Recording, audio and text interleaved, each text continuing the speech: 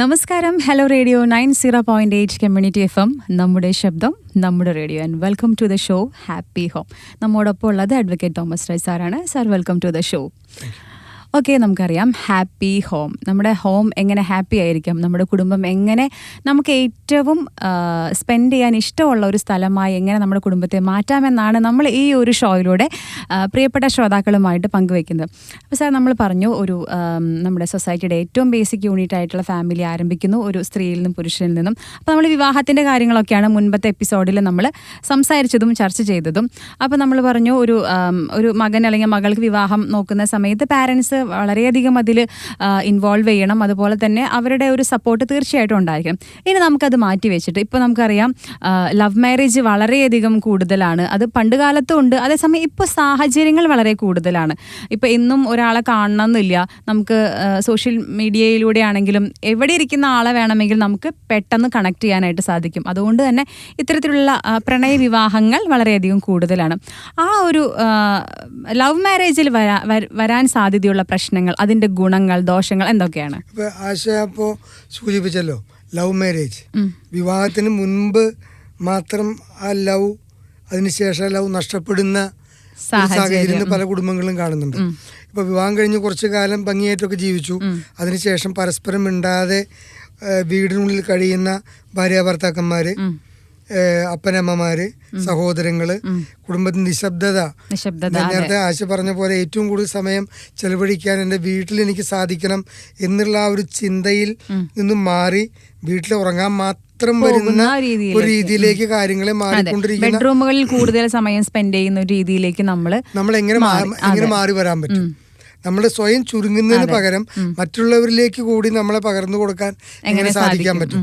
ഏറ്റവും കൂടുതൽ സമയം എനിക്ക് വീട്ടിൽ ചെലവഴിക്കാൻ പറ്റണം എന്നുള്ളൊരു കൺസെപ്റ്റിലേക്ക് നമ്മുടെ മനസ്സിനെ കൊണ്ടുവരാൻ ശ്രമിക്കുമ്പോഴാണ് നമ്മുടെ കുടുംബം സന്തോഷമുള്ള, ലവ് ഉള്ള കുടുംബമായിട്ട് മാറുക. അപ്പൊ ലവ് മാരേജ് എന്നുള്ള ആ ഒരു കൺസെപ്റ്റ് തന്നെ വിവാഹത്തിന് മുൻപ് സ്നേഹത്തിലൂടെ ഒരു വിവാഹം നടക്കുന്നു എന്നതിനേക്കാൾ ഉപരി വിവാഹശേഷം ആ സ്നേഹം ജീവിതം അന്ത്യം വരെ നമ്മൾ ശ്രദ്ധിക്കേണ്ടത്. അവിടെയാണ് ശ്രദ്ധിക്കേണ്ടത്. ഇപ്പൊ ഈ ലവ് മാരേജ് ഇന്നിപ്പോ സമൂഹത്തിൽ കാണുന്ന വലിയൊരു സംഗതിയാണ്.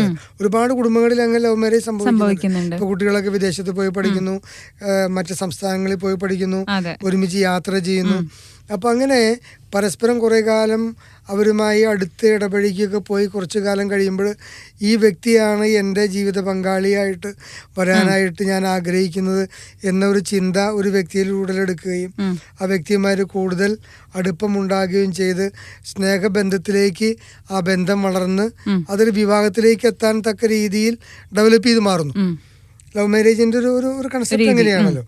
അപ്പം അത് ഈ വ്യക്തിയെ കണ്ട് ആ വ്യക്തിയുമായി സംസാരിച്ച് ആ വ്യക്തിയിൽ കാണുന്ന ചില പ്രത്യേകതകളെ ഉൾക്കൊണ്ട് ആ വ്യക്തി എന്നോട് കാണിക്കുന്ന ചില പ്രത്യേക സംസാര രീതിയിൽ ആകൃഷ്ടനായി അല്ലെങ്കിൽ ആകൃഷ്ടതയായി ആ വ്യക്തിയിൽ കാണുന്ന ചില പ്രത്യേക ഗുണഘടങ്ങളിൽ കൂടുതൽ താല്പര്യം എനിക്കുണ്ടായി.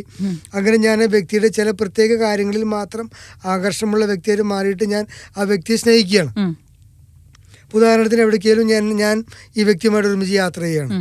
യാത്ര ചെയ്യുമ്പോൾ ആ യാത്രയിൽ എന്നോട് കാണിക്കുന്ന ഒരു കരുതൽ, എനിക്ക് ചില സാധനം മേടിച്ചു തരുന്നു, അല്ലെങ്കിൽ എനിക്ക് ആവശ്യമായ പ്രൊട്ടക്ഷൻ തരുന്നു, എന്നെ ഞാൻ താമസ സ്ഥലത്ത് കൊണ്ട് ചെന്നാക്കണു, എനിക്ക് ആവശ്യമായ പുസ്തകങ്ങളോ സാധനങ്ങളോ ഒക്കെ ഞാൻ പറയുമ്പോൾ തന്നെ അത് മേടിച്ച് എനിക്ക് കൊണ്ടുവന്ന് തരുന്നു.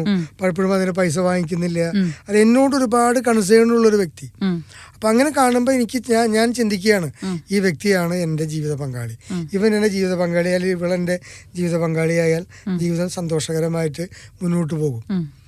അങ്ങനെ വീട്ടുകാരെയും ബന്ധുമിത്രാദികളെയും ഒക്കെ ഓവർടേക്ക് ചെയ്ത് ഈ വ്യക്തി മതി എന്ന് പറഞ്ഞ് വിവാഹം കഴിച്ചു കഴിഞ്ഞ ശേഷം ഒരാഴ്ചക്കുള്ളിൽ അത് വേണ്ട എന്ന് തീരുമാനമെടുത്ത് ഡൈവോഴ്സിനായിട്ട് വന്നിട്ടുള്ള കാര്യങ്ങളുണ്ടായിട്ടുണ്ട്. അപ്പം അത് എന്തുകൊണ്ടാണ് അങ്ങനെ സംഭവിക്കുക? അപ്പോൾ ഈ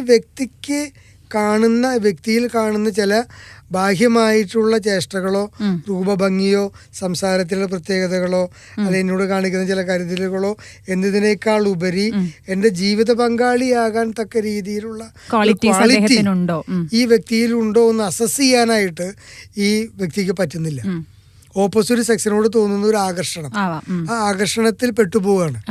അപ്പൊ അവിടെ നമുക്ക് നമ്മൾ ഈ ആകർഷണത്തിൻ്റെ നമ്മുടെ ബുദ്ധിപരമായ നീക്കങ്ങളെക്കാൾ ഉപരി യുക്തിപരമായ രീതിയിൽ കൂടി അതിനെ അപ്രോച്ച് ചെയ്ത് ഈ വ്യക്തിയിലുള്ള പ്ലസും മൈനസും മനസ്സിലാക്കിയെടുക്കാനായിട്ട് ബുദ്ധിപൂർവ്വവും യുക്തിപൂർവ്വവും ശ്രമിക്കുമ്പോഴാണ് അവിടെ സെലക്ഷൻ പ്രോസസ്സ് പെർഫെക്റ്റ് ആവും. അങ്ങനെ വേണ്ടേ അഭിപ്രായം? ഇപ്പൊ നമ്മുടെ ഇത് കേൾക്കുന്ന നമ്മുടെ ശ്രോതാക്കൾ പലരും ഇതുപോലുള്ള സാഹചര്യങ്ങളിലൂടെ കടന്നു പോകുന്നവരുണ്ടാകാം, അല്ലെങ്കിൽ ഇങ്ങനെയുള്ള സാഹചര്യങ്ങൾ ഫാമിലിയിൽ വരാൻ പോകുന്നവരൊക്കെ ഉണ്ടാകും. ഈ പറഞ്ഞതുപോലെ ഇപ്പോൾ സാറ് പറഞ്ഞതുപോലെ അപ്പോഴത്തെ ഒരു സന്തോഷം, നൈമിഷികമായ ചില സന്തോഷങ്ങളിൽ ഈ വ്യക്തിയുടെ സ്വഭാവ രീതി ഇപ്പുറത്തെ ആൾ അളക്കുകയാണ്.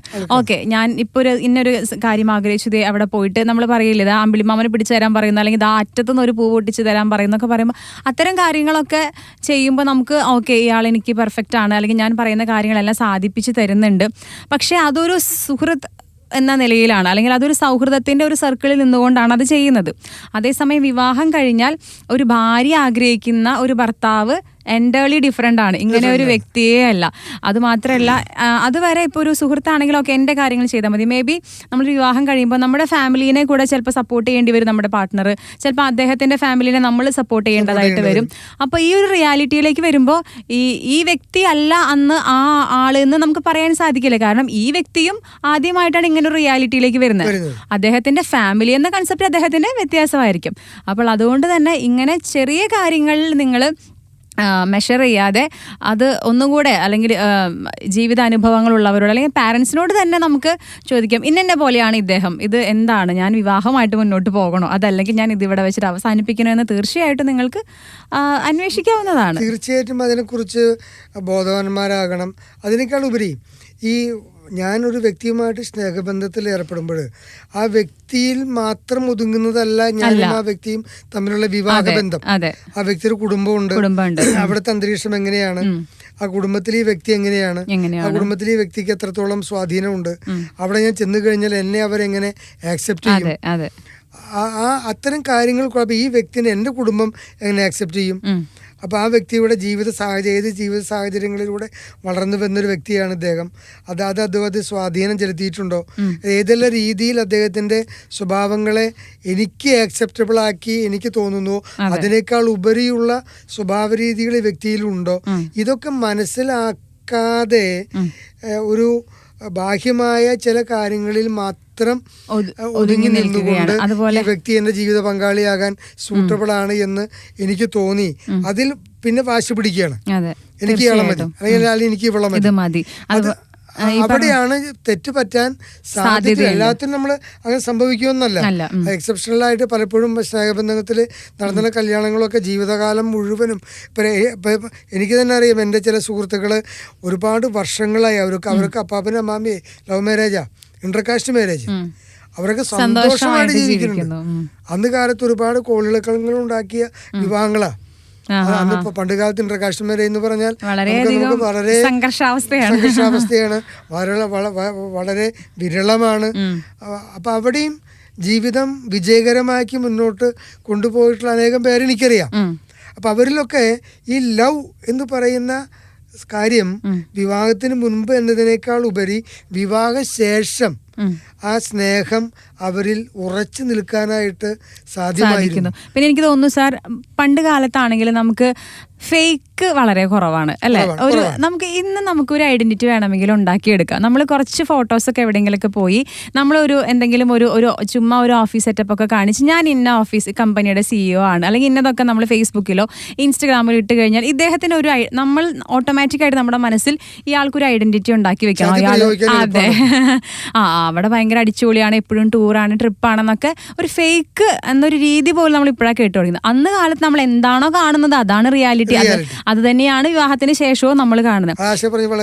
അതെ, ഇത് നമുക്ക് വേണമെങ്കിൽ ഇവിടെ ഒരു ഐഡന്റിറ്റി, അപ്പുറത്ത് വേറൊരു ഐഡന്റിറ്റി, അങ്ങനെ വേണമെങ്കിൽ ഒരുപാട് നമുക്ക് ഉണ്ടാക്കാം. അതിൽ ആ ചതിയിൽ വീണു പോകുന്നവരും ഉണ്ട്.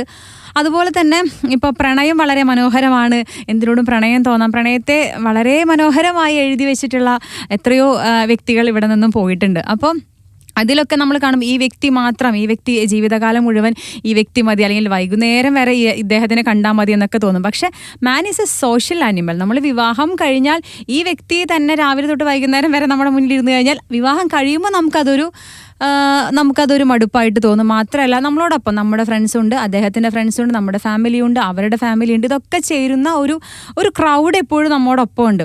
അപ്പോൾ ഇതിനൊക്കെ ഇണങ്ങുന്ന ആളാണോ നമ്മുടെ പാർട്ട്ണർ എന്ന് കൂടെ നമുക്ക് അറിയണമെങ്കിൽ നമ്മൾ കുറച്ച് സമയം കൊടുക്കുക.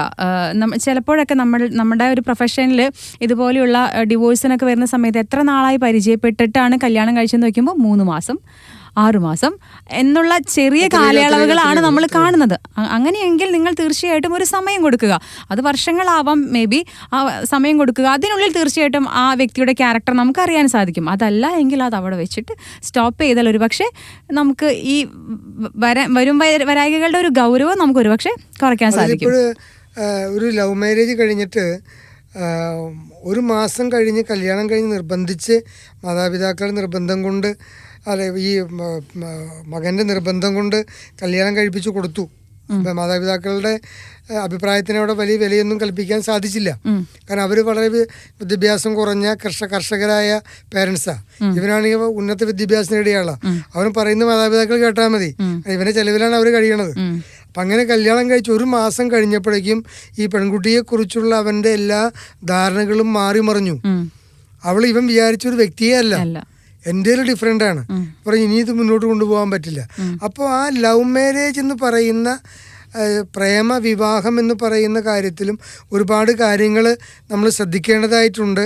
അത് ബാഹ്യമായി കാണുന്ന ചില കാര്യങ്ങളിൽ മാത്രം ഒതുങ്ങി നിൽക്കാതെ അതിൻ്റെ ആഴങ്ങളിലേക്ക് ഒന്നുകൂടി ഇറങ്ങിച്ചെന്ന് പരിശോധിച്ച് വ്യക്തിയെ മനസ്സിലാക്കി വേണം ആ ഒരു ജീവിതശൈലിയിലേക്ക് എത്താനെന്ന് നമുക്ക് ബോധ്യമാവുകയാണ്. അതിൻ്റെ കുറിച്ച് കൂടുതലായിട്ടുള്ള കാര്യങ്ങൾ നമുക്ക് അടുത്ത എപ്പിസോഡിലേക്ക് കടക്കാം. തീർച്ചയായിട്ടും സാർ. അപ്പോൾ അതുപോലെ നമ്മൾ നേരത്തെ പറഞ്ഞതുപോലെ നമ്മുടെ കുടുംബം ജോലി കഴിഞ്ഞ് നമുക്ക് ഓടി വരാൻ പറ്റുന്ന, അല്ലെങ്കിൽ കുറച്ച് സമയം കിട്ടുമ്പോൾ ഓടി നമ്മുടെ വീട്ടിലേക്ക് വരാൻ പറ്റുന്ന ഒരു കുടുംബമായിട്ട് മാറണം. അപ്പോൾ ഈ ഷോയിൽ ഞങ്ങളോടൊപ്പം നിങ്ങളും ഉണ്ടാവണം. അപ്പോൾ ഇന്നത്തെ എപ്പിസോഡ് ഹാപ്പി ഹോമിൻ്റെ ഇന്നത്തെ എപ്പിസോഡ് അവസാനിക്കുകയാണ്. അടുത്ത തവണ വീണ്ടും കാണാം. ഇത് ഹലോ റേഡിയോ 90.8 കമ്മ്യൂണിറ്റി FM, നമ്മുടെ ശബ്ദം നമ്മുടെ റേഡിയോ.